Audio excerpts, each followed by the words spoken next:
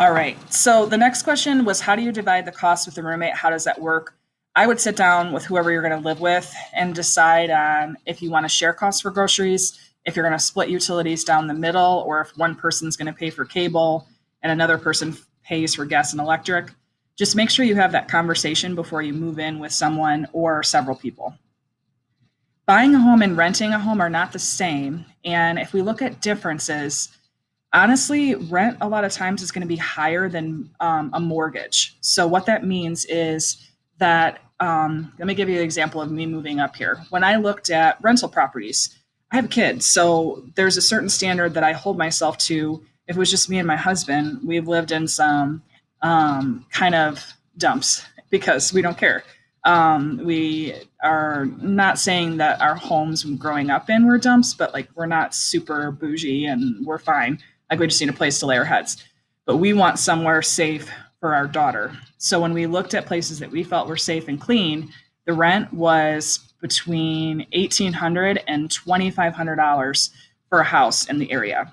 The average mortgage was between $1,500 to $2,000. So for us, we're like, okay, we'll just take a chance. We're going to buy a house. If we end up not liking where we're at, then we do have to stay here for a couple of years. But overall, it's cheaper for us to buy than to rent. Differences, you can do whatever you want with your house when it's yours. Apartment or renting a home, you have to abide by what's in your lease. The other differences and similarities I've kind of covered. The next question was, how much or how long should you save before buying a home? It's going to be different for everybody. But again, you want to research the average housing cost in the area that you want to move to. And until you have 20% of that cost saved, I wouldn't recommend buying a home. One thing I want to bring up though, in the United States, most states abide by this. The first home that you buy, you should be able to go through and not have to put a down payment down the first time, but you have to say and promise that you will stay in that home for 5 years. So you don't have to put a down payment down, but you have to stay there for 5 years and you're locked in. That can help you in your first home space, but then just know that that's not going to be the same thing for the next one that you purchase. The next question was, how can I buy a house with saving money on payments?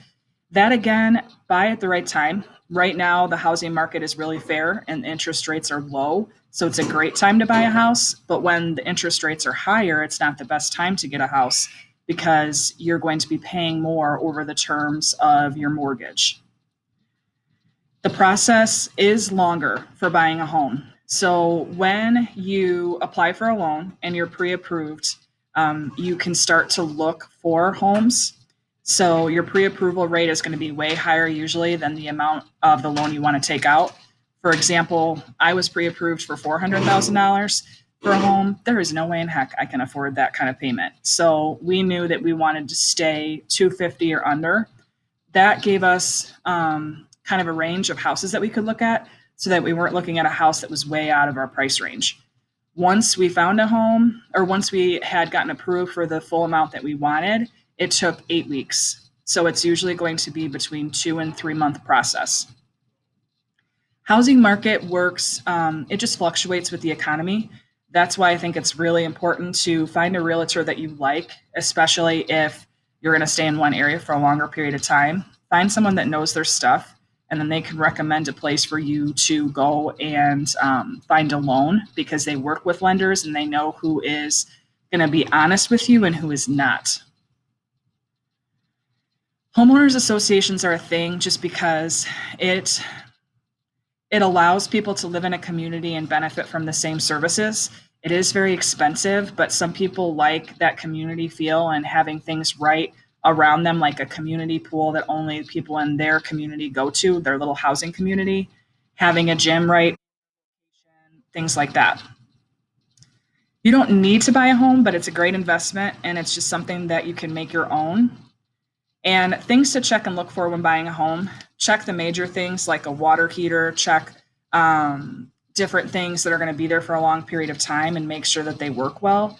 Otherwise, when you move in, if your washer and dryer break or your stove isn't working or your refrigerator freezes out on you, then that's another cost. Just always do your homework.